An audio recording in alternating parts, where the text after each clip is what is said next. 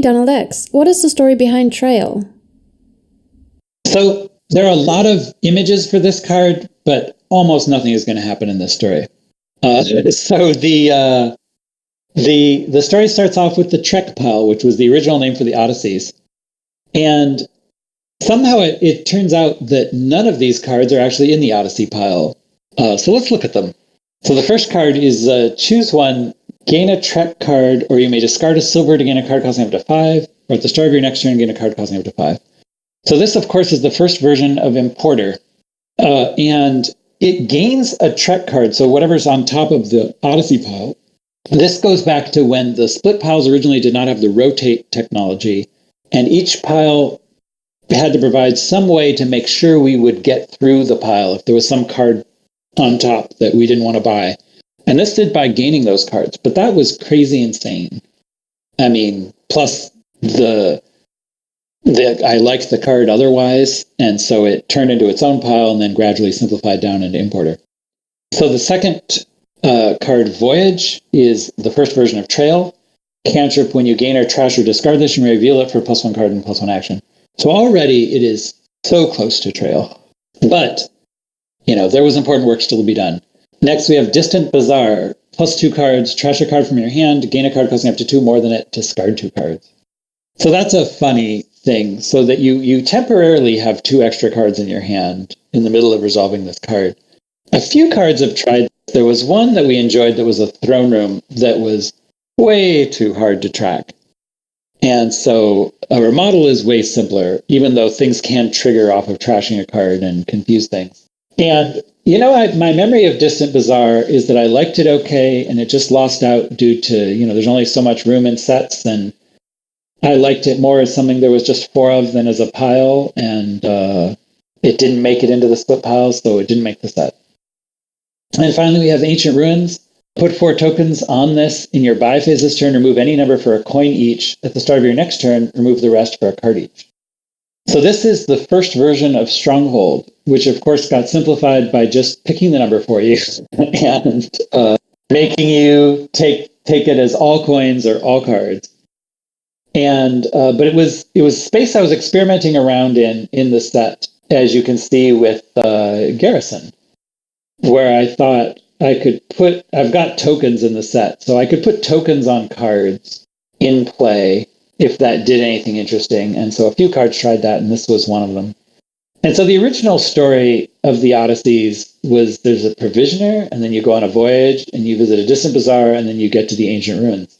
And what did it end up as? There's an old map, and then you go on a voyage, and on the way you find a sunken treasure, and finally you land on a distant shore. But yeah, all of the cards got replaced.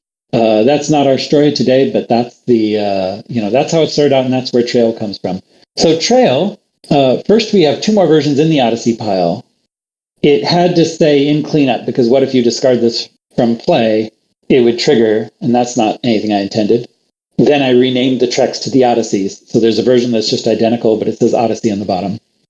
And Trail was too exciting, so it became its own pile.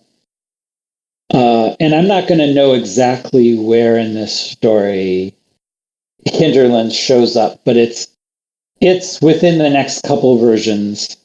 It was its own pile in Allies, and I was working on the second editions at the same time, and it was like, oh, this is a shoe-in for Hinterlands, because Hinterlands has a wend gain theme, and it has a filtering theme, and it also has cards that do something when you discard them, and this was everything. This was everything Hinterlands wanted. So it moved over there, somewhere in here. So we have Trail as its own pile, and then I've simplified it to when you gain. I removed the trashing part because I wanted to say you may play it. It is so much better to say you may play it than say you may reveal it. It means you only get to do it once per turn because we put it into play, so it stops various shenanigans that I want to stop. It handles the tracking because there's the card in play. It's very nice. But I took out the trashing trigger because that would just get you your trail back. It would be like you didn't lose the trail, and what madness would that be?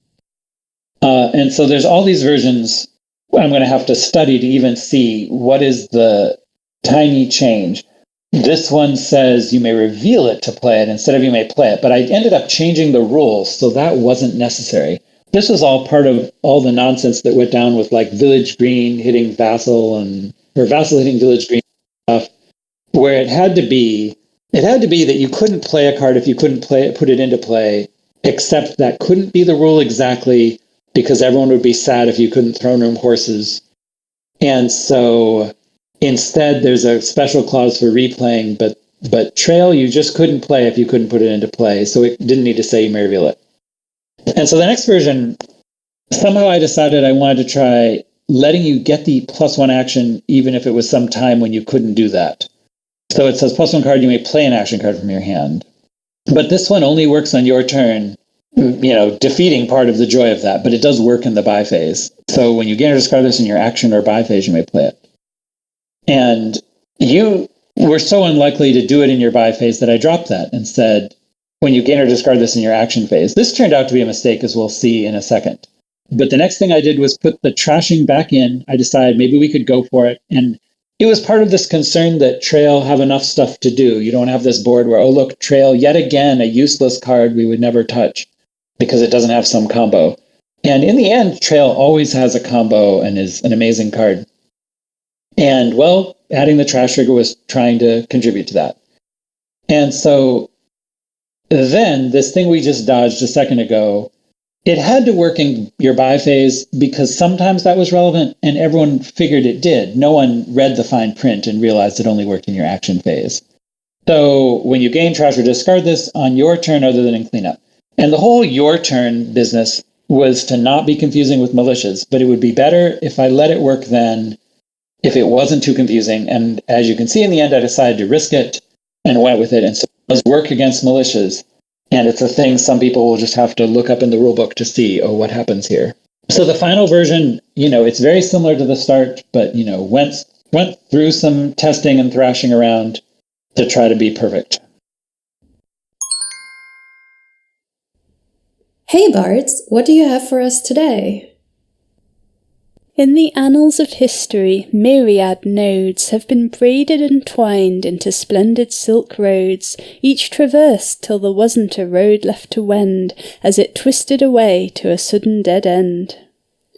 Over empires and centuries, goods were conveyed on a Byzantine network that bustled with trade, bearing merchants and artisans, spices and wine, till it frayed into rapid, unhappy decline.